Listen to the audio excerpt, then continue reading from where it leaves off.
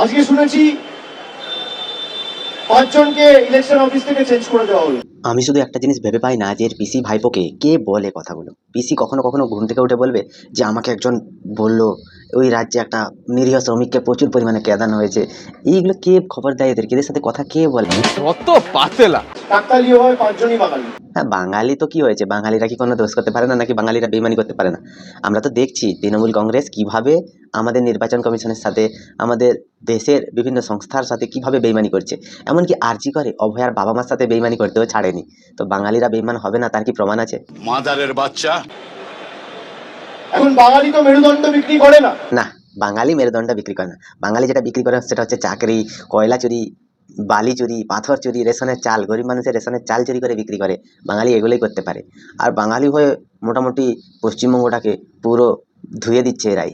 এমনভাবে প্রমাণ করতে চাইছে যেন এরা বিশাল বড় বাঙালি, আর বাঙালির জন্য প্রচুর ভাবে।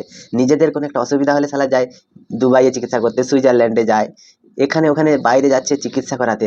নিজের পিসিমা অসুস্থ হলে এসএসকেএমে সব থেকে ভারতের বড় বড় ডাক্তার এনে চিকিৎসা করানো হচ্ছে। পশ্চিমবঙ্গের মানুষেরা বেড পাচ্ছে না, শুয়ে আছে, এখানে বাঙালিগিরি মারাচ্ছে।